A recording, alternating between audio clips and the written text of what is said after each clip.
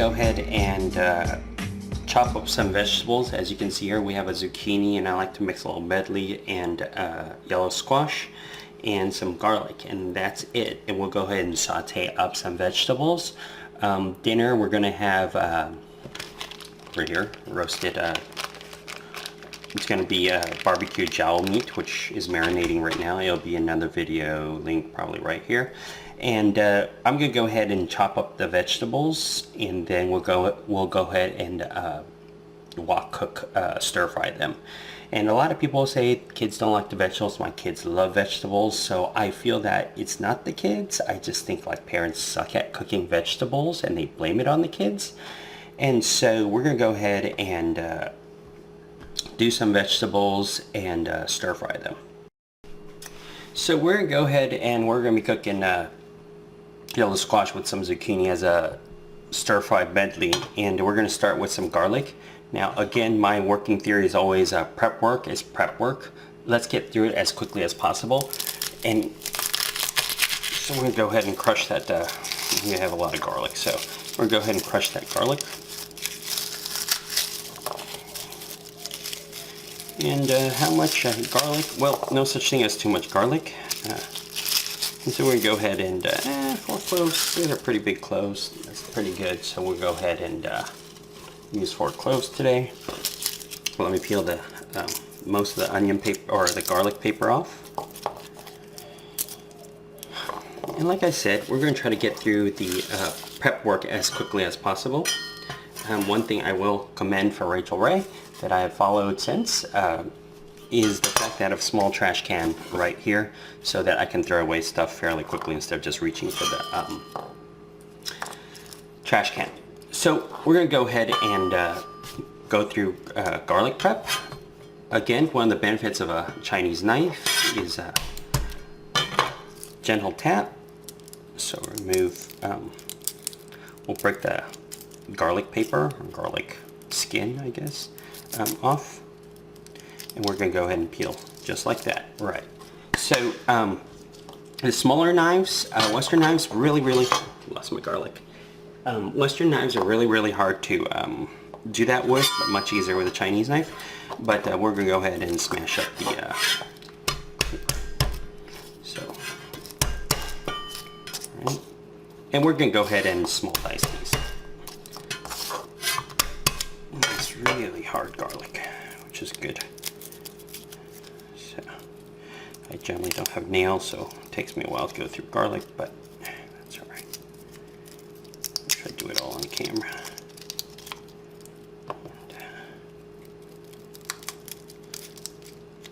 So get through all this. So we have 4 cloves of garlic. Incidentally, basically, people who buy garlic, chopped garlic in a jar, go ahead and unsubscribe or just stop watching this video altogether. You're basically sinners, and I don't really need you as a viewer. Period. So we're gonna go ahead and cut off the ends of the garlic. You don't have to, but I do because once in a while my kids eat it and they yell at bitch about it. But alright, so we're gonna go ahead and I've done this in a video, what, like 7 years ago, but we're going to go ahead and show it. What we're going to do is we're going to apply pressure as we move the knife lengthwise across the garlic. So we're going to smash and brush. And you'll see Martin Yen does this too. Not quite great, because that's alright. We'll do it the other way. And we'll go ahead and chop through it.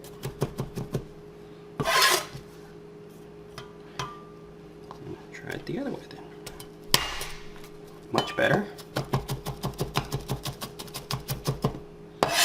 We'll do it the other direction. These are really hard garlic, which is great and nice and fresh.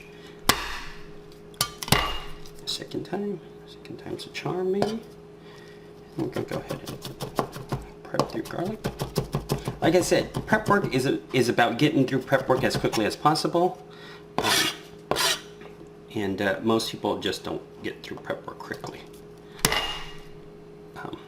And I don't know if you can see that. That's almost all chopped already as is, right? So I'm gonna go ahead and push through it. And we want to cut on the short side of the fiber. And then, so the garlic part.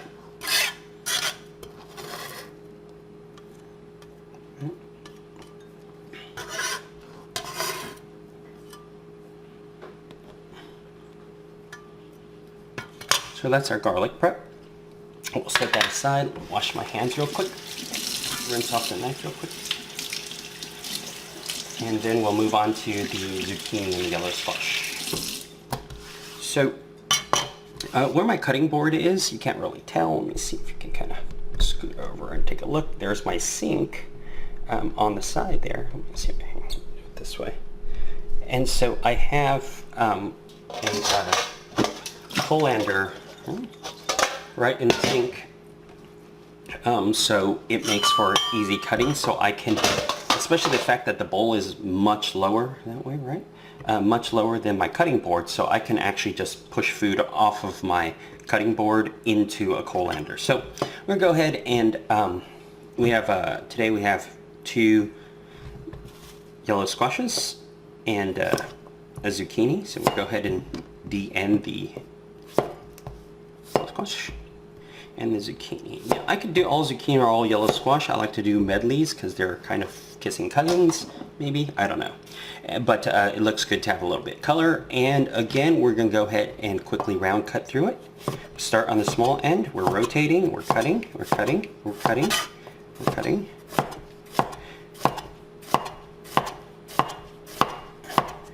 And remember, prep work is about getting through it ASAP, right? So a lot of people don't like cooking because they suck at prep work, but really, it should not take you, more than 5 minutes to really do veggies. And people cut, oh, let me measure.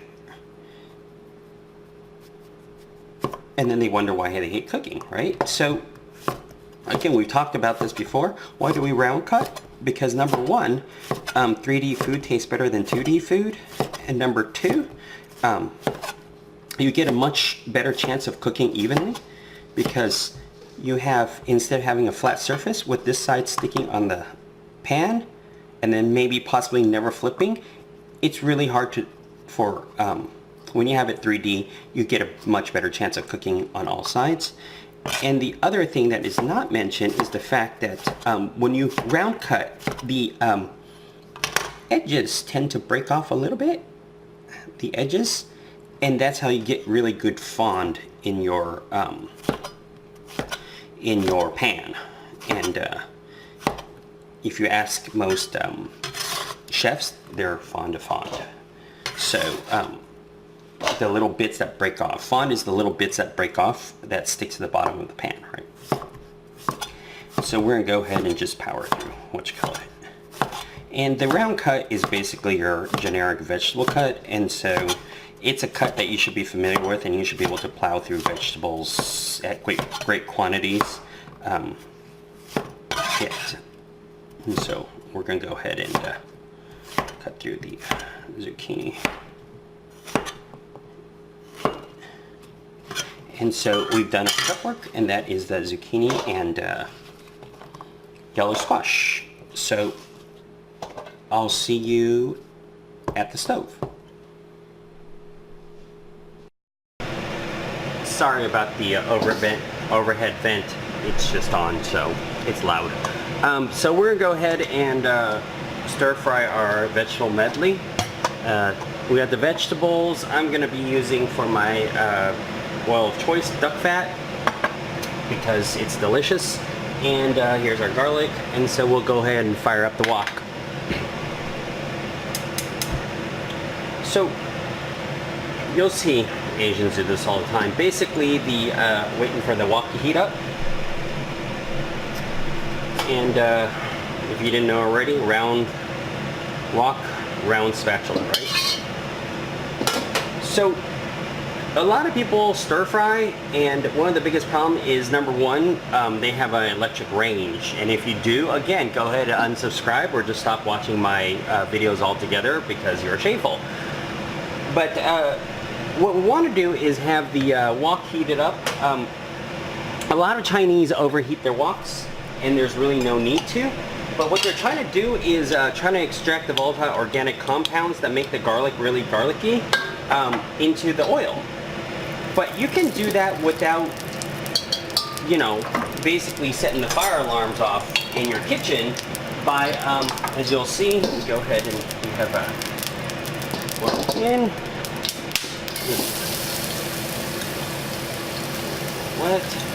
We have our garlic in. But what we're going to do here is, what makes a difference is, we're going to go ahead and grab a little pinch of salt, and we're just going to go ahead and salt that garlic. And what that does is, make sure the fire is too high, is we're basically going to, the salt will basically extract the water from the garlic. And so we're going to infuse that nice duck fat with the volatile organic compounds from the garlic.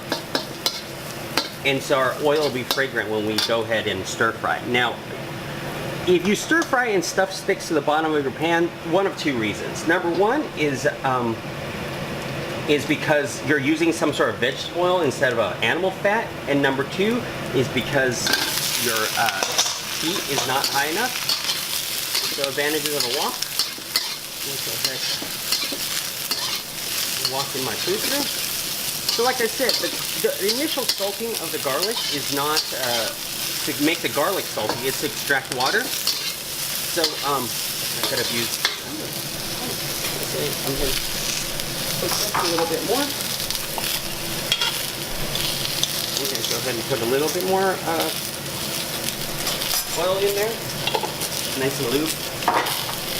And we're going to go ahead and what we want to do is we want every piece to kind of touch the oil, right? Because that opens up the vegetable pores so we can season it.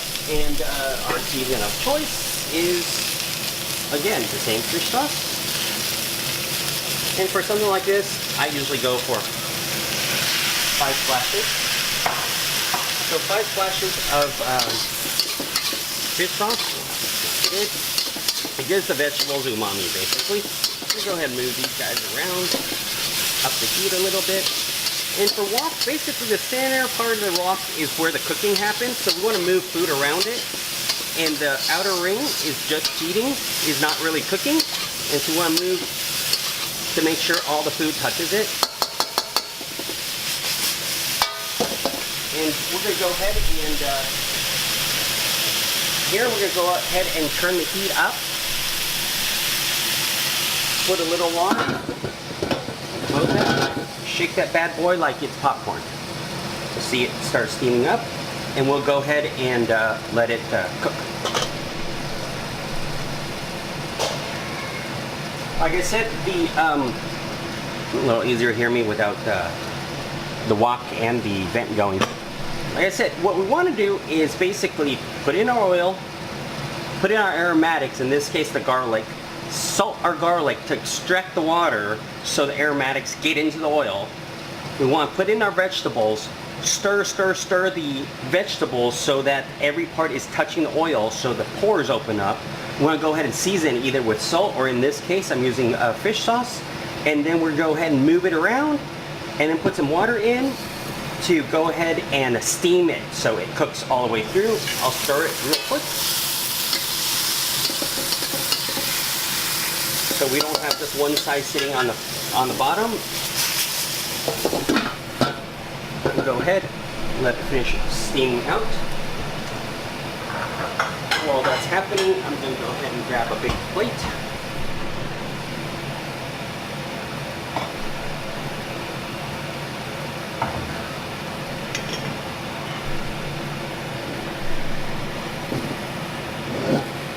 You can see some of the edges burning. I just moved the liquid around.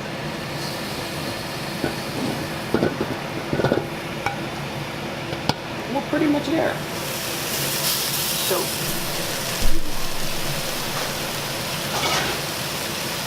we're pretty much there. Let's take a peek. The colors are bright, yes. And you check to see if there's ones that are very, very white, like this one, a little bit. Otherwise, most of them cooked already. And so we'll go ahead and go ahead and plate it.